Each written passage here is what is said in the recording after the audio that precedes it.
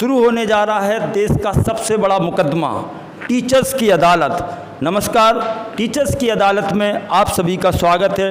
Teachers की अदालत में आपके सामने पेश करेंगे एजुकेशन दुनिया के ग्रेट टीचर्स। अब मैं आमंत्रित करता हूं नर्सरी क्लास की टीचर भारती मैम को। Please welcome Bharti ma'am. इससे पहले मुकदमा शुरू करें, मैं इजाज़त लेना चाहूँगा आज के जज नमन पाल एंड रियान सिंह से। मुकदमा शुरू करें। भारती मैम, आप पर इल्ज़ाम है आपकी क्लास के बच्चे कक्षा में यहाँ वहाँ घूमते रहते हैं और आप पढ़ाने में बहुत व्यस्त रहते हैं। आपको इसका एक्सप्लेनेशन देना है, स्पष्टीकरण देना है, आखिर ऐसा क्यों होता है। आप बहुत ही रिस्पॉन्सिबल, सिंसियर और बहुत ही अच्छी टीचर, इसमें कोई डाउट नहीं है। ये मैं ही नहीं, स्कूल के सारे टीचर्स इस बात को मानते हैं, इस बात की एप्रिसिएशन भी करते हैं। तो बस इस बात का जवाब देना है कि आपकी क्लास के बच्चे यहाँ वहाँ क्यों घूमते हैं, प्लीज़।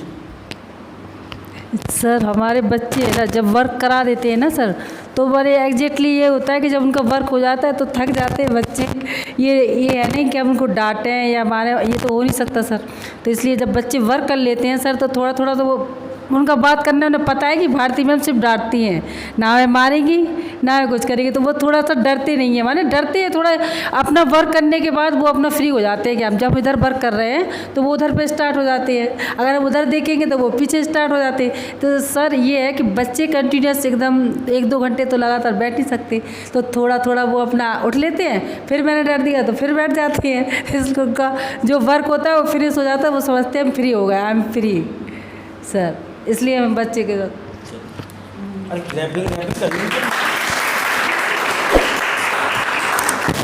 जो हमारी ऑडियंस है तालियां बजा करके इस बात को शो करने की कोशिश कर रही है कि आपके जवाब से ये लोग सेटिस्फाइड हैं। बट कोई भी व्यक्ति जैसे अगर आपको देखता है तो वो इन सब चीज़ों को महसूस नहीं कर सकता है। ये चीज़ क्लास में बैठा हुआ टीचर ही समझता है कि आखिर बच्चा क्यों घूम रहा है, वहाँ से उठ करके यहाँ वहाँ क्यों जा रहा है। ये रीजन्स, ये सारी चीज़ें वही व्यक्ति बहुत अच्छे से महसूस कर सकता है जो उसको हैंडल कर रहा है, जो उसको देख रेख कर रहा है। लेकिन जो नहीं देख रहा है, जैसे कभी पेरेंट्स आते हैं तो उनको तो यही लगता है कि ऐसे ही चल रहा है। तो इसके लिए फिर हम लोग क्या कर सकते हैं, कैसे इसको इम्प्रूव करें ताकि पेरेंट्स को भी अच्छा लगे कि हाँ चीज़ें बहुत शानदार ढंग से हम लोग व्यवस्थित ढंग से काम कर रहे हैं। तो इसको कैसे इम्प्रूव कर सकते हैं, इसके लिए क्या आपके पास आइडिया है, क्या चीज़ आप अप्लाई करेंगे जिससे इस चीज़ का भी इम्प्रूवमेंट हो सके। मैं चाहता हूं कि स्कूल मैनेजमेंट यही चाहता है कि चीज़ें बहुत सिस्टमेटिक हों, डिसिप्लिन में हों और कोई भी इस पर कोई कमेंट ना कर सके, कुछ ना कह सके। उसके लिए हम लोग क्या कर सकते हैं? सर जैसे पेरेंट्स को तो बच्चों के लिए कुछ बोलना नहीं चाहिए सर। बच्चे तो ऐसे हैं कि थोड़ा सा जब एंजॉय करेंगे तभी पढ़ाई करते हैं। अब वो इतने छोटे हैं कि हम उन्हें एकदम ऐसे स्ट्रेट लिया, एकदम उन्हें स्ट्रेट रख के पढ़ाते, उन्हें थोड़ा एंजॉय भी चाहिए, थोड़ा उन्हें लगे कि मैम पढ़ा भी रही है, उन्हें प्यार भी कर रही है, थोड़ा वर्क भी कर रही हैं। उनके लिए इतना सीरियसली सोचना ज़रूरी नहीं है।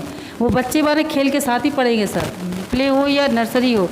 हम उन्हें डिसिप्लिन सिखाते हैं, उन्हें बैठना कैसा है सब कुछ करते हैं सर। ऐसा नहीं है बच्चे में पढ़ते नहीं हैं, बहुत अच्छा करते हैं सर। अगर हम टोक दिया तो वो बैठते भी है। थोड़ा सा ये होता है ना, जैसे कि मम्मा का भी इधर अगर ध्यान इधर निकल गया तो वो बच्चे उधर से उधर निकल जाते हैं। ऐसे टीचर के साथ होता है सर कि अगर टीचर ने थोड़ा इधर मुँह कर लिया तो बच्चे उधर से उठ के ऐसा थोड़ा चले गए। लेकिन सर बच्चे हैं तो हमें वैसे ही बिहेव करना है। उनका थोड़ा हमें ज़्यादा तो माने स्ट्रिक्टली उनको पढ़ाना नहीं है, उन्हें प्यार से लेना है। तो वो भी हमें अभी देखो बच्चे तो हमारे सारे एक साथ हो जाते हैं तो भारती मैम करते हो, डरते हैं तो दूर हो जाते हैं सर। और ये भी बोलते हैं आई लव यू। चलो, तो वो बहुत अच्छा है और ये रियलिटी है। कई बार क्या होता है, पेरेंट्स को लगता है कि जैसे मैंने स्कूल आज ही भेज दिया तो बच्चा एक ही दिन में सब कुछ सीख जाए। नर्सरी का बच्चा 2.5 से 3 साल ईयर का बच्चा जो होता है वो एंजॉय करते हुए और टीचर्स के साथ में बढ़िया फन और एंजॉय के साथ ही लर्निंग कर सकता है। लेकिन ये हर पेरेंट्स नहीं समझते। कुछ पेरेंट्स रियली बहुत ही अच्छे होते हैं, वो इस चीज़ को समझते हैं कि हाँ बच्चा बैठ रहा है, चीज़ें बेहतरीन ढंग से कर रहा है, सफिशिएंट है, धीरे धीरे चीज़ों को सीखेगा। ये तो बहुत अच्छा आपने जवाब दिया इन दोनों क्वेश्चंस का। अब आप पर एक दूसरा भी इल्ज़ाम है जो कि बड़ा सीरियस है और मैं आशा करता हूँ कि आप फिर से बहुत बहुत ही संतोषजनक जवाब देंगे। अब दूसरा इल्ज़ाम आप पर है कि आप सुबह स्कूल लेट आती हैं, जिसका प्रभाव आपकी सैलरी पर पड़ता है, सैलरी भी आपकी कटती है। क्या आपके लिए सैलरी और ये सारी चीज़ें कोई मैटर नहीं हैं? इस पर आप क्या कहना चाहेंगी? एक बार ऑडियंस को इसका जवाब दीजिए। सर ये देखो, सुबह मॉर्निंग टाइम स्कूल आना बहुत ज़्यादा इजी नहीं है सर, डिफ़िकल्टी है फैमिली मैन होने के साथ। अगर हम 4 बजे उठे या 5 बजे तो घर का ये लगता है कि पूरा काम हो जाए, फिर हम फ्री हैं हम कुछ करने के लिए। सर आते आते हो जाता है सर टाइम, और हम समझते हैं कि ये नहीं है कि अब जो स्कूल का रूल है वो तो रूल ही चलेगा। ये थोड़ी है कि सर हम 8 बजे आ रहे हैं तो आप लेट नहीं लगाओगे या वो नहीं लगाओगे। थोड़ा ये सोच लेते हैं चलो अगर हम घर में बैठे हैं तो 2-3 घंटा उधर पढ़ा के आ जाएंगे, कट जाने दो सैलरी, ये सोच के थोड़ा चलते हैं। लेकिन हाँ, अगर हमने माने वो उस तरह से करते हैं कि हमें ड्यूटी इज़ ड्यूटी, माने हमें ड्यूटी करना है तो ऑब्वियसली टाइम से ही आना है। ये नहीं कि टाइम आपने 50 दिया तो हम 55 आए, तो सर ये क्यों है, लेट क्यों लग गया, तो वो हमें खुद सोच के चलना है सर। हो नहीं पाता है तो समझ लेते हैं कि चलो जब तक चल रहा है ठीक है। तो सुबह से उठ कर आना बहुत मुश्किल होता है सर हम लोगों के लिए, वैसे फ़िलहाल फैमिली मैन के लिए। करते रहिए। And really, I understand this thing. Really, it is very difficult for all the teachers, for all the women, to attend the school in the morning on time. It is really very difficult task, because we can understand आप सभी को सुबह घर के काम भी करने होते हैं, लेकिन स्कूल मैनेजमेंट की भी अपनी रिस्पॉन्सिबिलिटीज़ हैं, अपनी जिम्मेदारियां हैं। स्कूल मैनेजमेंट अपने हिसाब से काम करेगा, क्योंकि time is very important for the teachers. We will not attend the school in time, then how can we teach the students you also come in time? So this is the and first every teachers must be very disciplined, then we can make the students disciplined also. So really it is amazing thing. And last, आप पर एक अंतिम इंजाम है कि आप school की जो peon है मंजेश, आप उनका अक्सर नाम बिगाड़ते हैं और उनको मंजेश की जगह गंगेश कह देती हैं, उनको बुरा लगता है, तो आप इसका नाम क्यों बिगाड़ते हैं? नाम प्यार से बोलते सर, ये सर ये मंजेश के जा ना बोल के कभी गा आ जाता है, कभी माँ आ जाता सर, इसलिए ना प्रॉपरली उनका नाम मंजेश। अब मुझे लर्न जब से इन्होंने टोका है ना, तब मुझे याद करना पड़ता है कि अब जा बोलना है बीच में, तो मैं मंजेश जाके बोलती हूँ, नहीं तो मैं मंगेश या गंगेश ही बोला है उनसे। लेकिन मंजेश बोलती थी भारती मैम, जब आप नहीं आती है तो मज़ा नहीं आता हमें, आपके सामने ही मैं बैठती हूँ और बहुत अच्छी तरह से मैं बच्चों का ध्यान भी रखती हैं, देखती है, सारा काम बहुत माने ईमानदारी ऑनेस्टी के साथ मैम सर वो करती है, और उनके लिए क्लैपिंग करना चाहिए। बहुत अच्छा बात मंजेश जी के लिए। और really Bharti ma'am likes you very much, she loves you very much, बहुत प्रेम करती हैं, आपको पसंद करती हैं, इसलिए बड़े प्रेम के साथ आपका नाम बोल देती हैं, तो आप इसको माइंड ना करें। अब मैं आज के जज नमन पाल से इस पर कमेंट्स चाहूँगा, आप क्या कहना चाहेंगे? इसमें कोई शक नहीं है, आपने हर सवाल का बहुत अच्छा जवाब दिया है। आप एक अच्छे टीचर के साथ साथ एक रिस्पॉन्सिबिलिटी टीचर हैं। स्कूल आपके अच्छे भविष्य की कामना करता है। जज साहब ने भी आपको अच्छा बोला है आपके लिए, ठीक है, और स्कूल रियली आपके स्वर्णिम भविष्य की कामना करता है। Thank you so much. अब मैं अपने स्कूल के बहुत ही brilliant, talented and multi talented teachers Neha ma'am को इनवाइट करना चाहूँगा। प्लीज़ वो कटघरे में आएँ और उन पर भी कुछ इल्ज़ाम लगे हुए हैं, उनका आपको जवाब देना है। Really school thinks that you are multi talented teacher and you are very good and very perfect in teaching also, and in dancing and in many activities. So I think you would give the answers of all the questions very carefully. While listening your answers, we will feel very happy, we will feel glad. मैं आप पर कोई इल्ज़ाम लगाऊं इससे पहले मैं आज के जज रियान सिंह से इजाज़त लेना चाहूँगा कि वो कार्रवाई को शुरू करें। मुकदमा शुरू करें। जज साहब ने इजाज़त दे दी है कि मुकदमा शुरू किया जाए। अब आप पर कुछ इल्ज़ाम लगाते हैं और हम लोग आशा करते हैं कि आपके जवाब सुन करके मैं ही नहीं, हमारे जज साहब भी हंसते हंसते लोटपोट हो जाएंगे और ऑडियंस भी हंसते हंसते लोटपोट हो जाएंगे। जो इल्ज़ाम लगाया गया है बड़े ही सोच समझ करके, बड़ी समझदारी से लगाया गया, इसलिए हम आशा करेंगे कि आप भी बड़े सोच समझ के अच्छे से जवाब देंगे। और आप पर पहला इल्ज़ाम है, आप छुट्टी के बाद घर जाने की बहुत जल्दी करते हैं। ऐसा लगता है कि सबसे ज़्यादा काम आपके पास ही है और आपको जैसे ही छुट्टी होती है आप तुरंत घर जाना चाहते हैं। आपको क्या स्कूल की, अपने बच्चों की, स्टूडेंट्स की कोई परवाह नहीं है। आपको तो ये लगता है जैसी छुट्टी होती है हम बस घर भाग जाएं, बाकी सारी चीज़ें कैसी भी डली रहें, अस्त व्यस्त रहें। जबकि स्कूल मैनेजमेंट की तरफ से जो मुझे क्वेश्चंस पूछने के लिए कहा गया है, स्कूल मैनेजमेंट ने स्पष्ट तरीके से बताया कि really you are the brilliant and very intelligent teacher, you are multi talented teacher and you have many qualities. इसमें कोई डाउट नहीं है कि आप एक बहुत ही ब्रिलियंट, बहुत ही अच्छी, बहुत ही शानदार और मल्टी टैलेंटेड टीचर्स हैं। आप स्कूल को और अपने स्कूल के बच्चों को कई चीज़ों में, एक्टिविटीज़ में, डांसिंग में बहुत जगह हेल्प करते हैं, जिसकी वजह से बच्चे बहुत शानदार परफॉर्मेंस कर पाते हैं। लेकिन आप पर जो इल्ज़ाम लगा हुआ है कि जैसे छुट्टी होती है आप घर पर भागने की कोशिश करते हैं, क्या जवाब देंगे इस पर? आप अपना क्लैरिफिकेशन। सर ऐसा कुछ नहीं है कि जल्दी जाना होता है सर, टाइम पे आते हैं तो टाइम पे जाने का भी सोचते हैं और काम सर पूरा फिनिश करके ही जाते हैं। ऐसा नहीं है कि क्लास में बच्चों का होमवर्क नहीं कराना है या फिर और कोई डायरी मेंटेनिंग है या फिर कोई और काम है। मैं अपना पूरा काम करवा के करके फिनिश करके, और मेरा ये रहता है कि मैं टाइम से घर चली जाऊँ तो मैं अपना जो आगे रूटीन है वो फॉलो कर पाऊँ।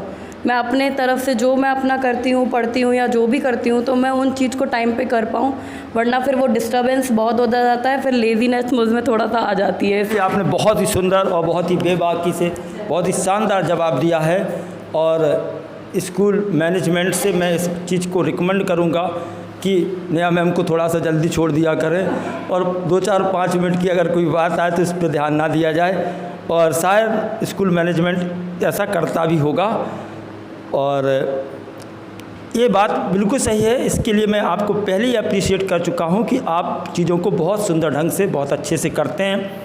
और फिर भी आप पर एक दूसरा आरोप है, दूसरा इल्ज़ाम है।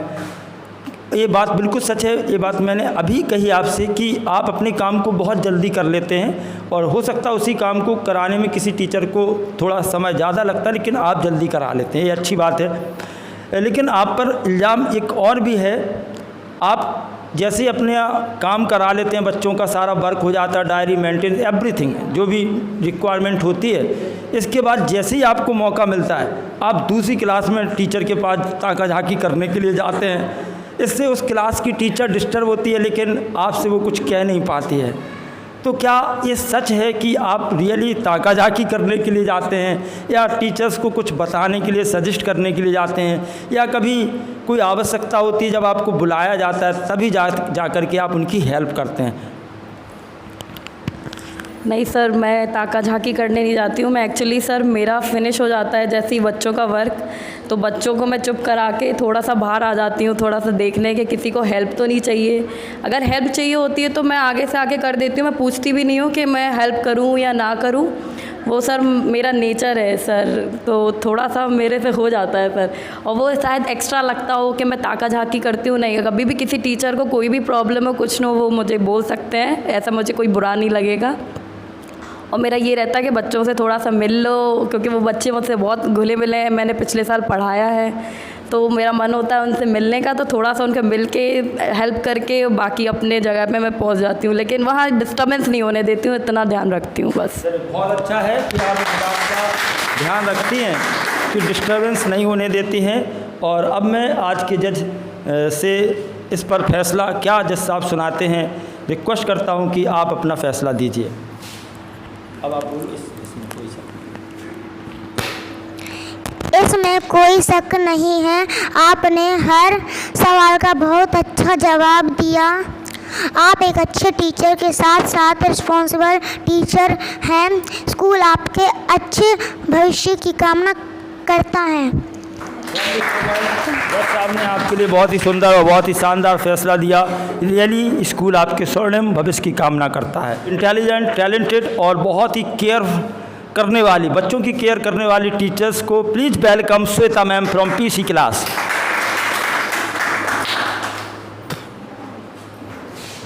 ये सच है कि आप जिस क्लास की रिस्पॉन्सिबिलिटी संभाल रही हैं वो बहुत कठिन है, क्योंकि उस क्लास के जो बच्चे हैं उनकी एज 2.5, 2.3 समथिंग है, और उसमें से कुछ बच्चे तो इतने रोने वाले हैं कि उनको शांत कराना ही बड़ा टास्क होता है, बड़ा कठिन काम होता है। इसको मैंने भी महसूस किया है, सारे टीचर्स ने महसूस किया है, और आपने इस जिम्मेदारी को बहुत ही शानदार ढंग से निभाया।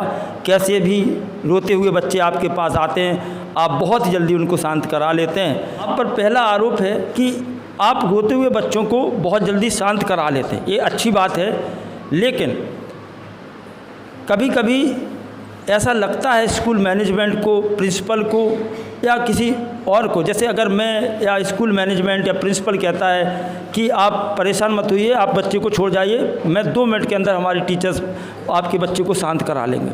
तो हम लोग ये जानना चाहते हैं कि आप बच्चे को कैसे शांत कराते हैं। क्या आप उसे अकेले में ले जा कर के डराती धमकाती हैं, डांटती हैं, कोई धमकी वगैरह तो नहीं देती हैं? किस तरीके से, क्या वो ट्रिक है?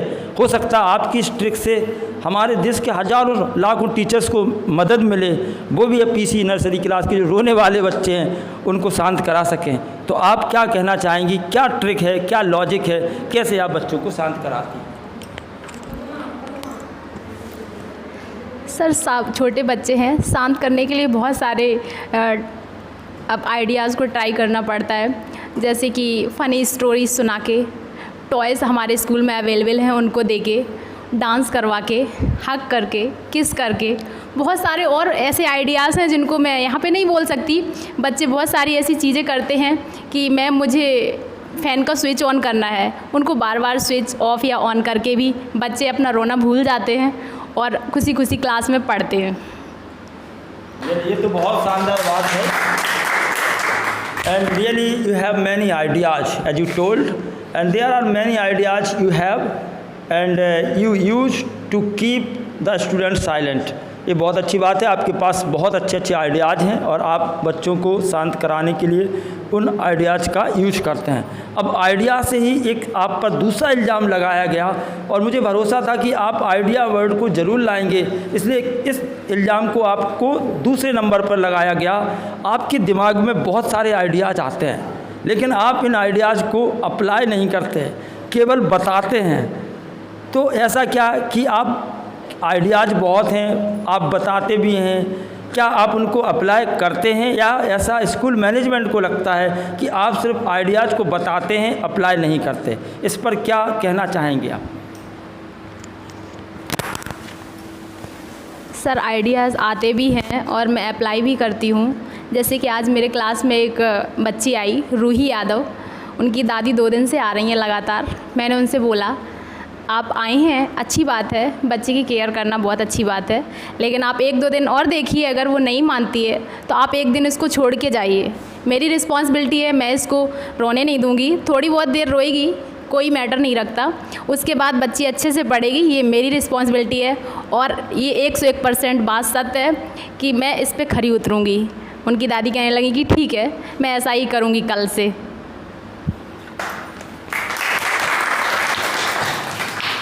अनडाउटली इसमें कोई डाउट नहीं है कि आपने जो कहा है कि आप अपनी बातों पर खरी उतरेंगी, और ये स्कूल मैनेजमेंट को, सारे टीचर्स को आप पर भरोसा है कि आप अपनी जिम्मेदारी को बखूबी निभा रही हैं, बहुत अच्छे से निभा रही हैं, और आपकी क्लास के बच्चे आपकी बहुत तारीफ़ करते हैं, आपको अप्रिशिएट करते हैं। मैंने एक बच्ची को खुद बोलते हुए सुना, वो अपनी मम्मा से कह रही थी, माँ एकता मैम बहुत अच्छा है। एक्चुअली वो आपका सही नाम नहीं ले पा रही थी, श्वेता मैम की जगह वो आपको बोल रही थी एकता मैम बहुत अच्छा है, और उसका जो बोलने का एटीट्यूड था वो रियली बहुत अद्भुत था। क्योंकि बच्चे अपनी तोतली और प्यारी भाषा में बोलते हैं, तो वो जिस अंदाज में बोल सकते हैं, वो उनका एटीट्यूड, उनका स्टाइल रियली माइंड ब्लोइंग होता है। Thank you so much. मैं आज के जज रियान सिंह से चाहूँगा कि वो श्वेता मैम के लिए क्या फ़ैसला उन्होंने सुरक्षित रखा है, अपना फ़ैसला सुनाएं। इसमें कोई शक नहीं है। आपने हर सवाल का बहुत अच्छा जवाब दिया। आप एक अच्छे टीचर के साथ साथ एक रिस्पॉन्सिबल टीचर हैं। स्कूल आपके अच्छे भविष्य की कामना करते हैं। अदालत में आज के अंतिम आरोपी है Akanksha Singh. Please welcome Akanksha Singh.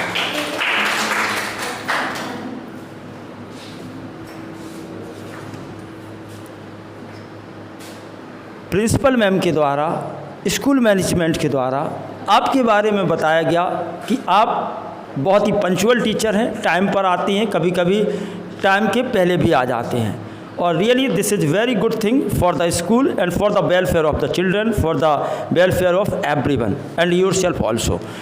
Punctuality, regularity बहुत मैटर करती है लाइफ में आगे बढ़ने के लिए और सक्सेस की बुलंदियों को छूने के लिए। ये आप में है। अगर भविष्य में आप किसी जिम्मेदार पद पर और बड़े पद पर पहुंचते हैं, IAS IPS बनते हैं, तो आप इस जिम्मेदारी को बहुत अच्छे से निभा पाएंगे क्योंकि पंक्चुअलिटी एंड रेगुलरिटी आपके अंदर है। लेकिन जो आपने स्कूल में अपना प्रीशियस समय दिया, कीमती समय दिया और उसमें स्कूल मैनेजमेंट ने कुछ बातें आपके लिए नोटिस की हैं, उसी के आधार पर आप पर इल्ज़ाम है और आज का आप पर कार्रवाई शुरू की जाए इससे पहले आज के जज रेयान सिंह से मैं इजाज़त लेना चाहूँगा कि वो कार्रवाई शुरू करें। मुकदमा शुरू करें। जैसा कि मैंने अभी जिक्र किया, आप में बहुत सारी क्वालिटीज़ हैं, गट्स हैं, टैलेंट है, टाइम के पंक्चुअल हैं, रेगुलर हैं, ये सारी चीज़ें बहुत अच्छी हैं। लेकिन आप पर एक आरोप है कि आप छोटी छोटी बातों को माइंड करती हैं और कभी कभी बचकाना हरकतें कर देती हैं, जिससे स्कूल अथॉरिटी को लगता है कि आप एक मैच्योर टीचर नहीं हैं, आप में मैच्योरिटी का अभाव है। ऐसा स्कूल मैनेजमेंट को ही लगता है या आपको लगता है कि नहीं, I am the best teacher of the world, I am the unique teacher of the world and school management, school authority thinks wrong about it. और मैं चाहूँगा कि आपकी बात सच हो, स्कूल अथॉरिटी जो सोचती है वो बात गलत हो।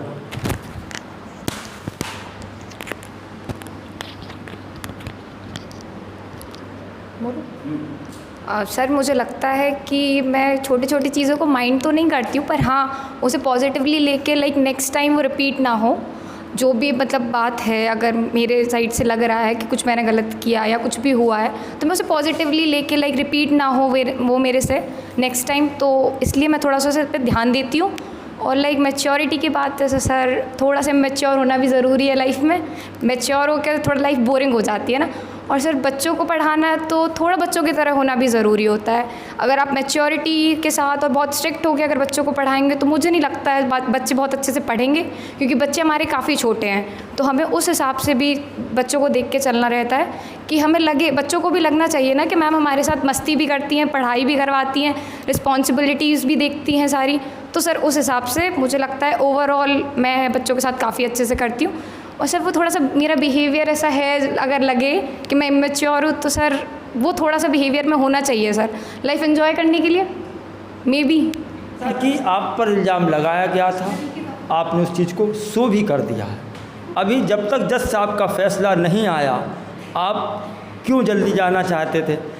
ये जो आरोप लगाया गया, जो इल्ज़ाम लगाया गया, वो आपकी टीचिंग स्टाइल से लेकर नहीं है। आप क्लास में बहुत शानदार करते हैं, इसमें कोई डाउट नहीं है। जिस अंदाज में पढ़ाते हैं बच्चे उसको अप्रिशिएट करते हैं, इसके लिए प्रिंसिपल मैम भी आपकी तारीफ़ करती हैं, ये बहुत अच्छा है। लेकिन जब आप स्कूल की छुट्टी हो जाती है या स्कूल की क्लास स्टार्ट होने से पहले जब बच्चे नहीं होते हैं और टीचर्स के बीच में जब कोई बात आती है और आप जब वहाँ पर बात पुट करती हैं अपनी, वहाँ पर ये बात आती है। बाकी हम सभी आपकी बहुत तारीफ़ करते हैं और रियली स्कूल को आप जैसे टीचर्स की आवश्यकता है। आप पंक्चुअल हैं, रेगुलर हैं और बहुत ही जिम्मेदारी से आप अपने काम को करते हैं। और मैच्योरिटी जो आपने कही है कि कभी कभी ऐसा लगता है कि ज़्यादा मैच्योरिटी शो नहीं करनी चाहिए, ये ठीक है, मैच्योरिटी आपके अंदर है, वो अच्छी बात है, लेकिन बच्चों के साथ कभी कभी बच्चों जैसा बन जाना ये अच्छा है। इससे बच्चे अपने टीचर से इंटरेक्ट होते हैं, उनसे अटैच होते हैं और अच्छे से चीज़ों को सीख पाते हैं। अगर चीज़ों को हंसी मजाक के साथ पढ़ाया जाता है तो बच्चे उससे बहुत अच्छे से सीखते हैं, उसको एंजॉय करते हैं। इस बात को मैं भी इसके फेवर में हूँ आपके। लेकिन जब भी कोई जिम्मेदारी से संबंधित बात आपके सामने आती है तो स्कूल मैनेजमेंट वहाँ पर आपकी मैच्योरिटी चाहता है। क्लास में आपका परफॉर्मेंस बहुत ही शानदार है, इसमें कोई डाउट नहीं है। अब मैं आज के जज से चाहूँगा कि वो हमारी आज की टीचर्स की अदालत के अंतिम अपराधी दिशा सिंह पर क्या फैसला सुनाते हैं। इसमें कोई शक नहीं है, आपने हर सवाल का बहुत अच्छा जवाब दिया।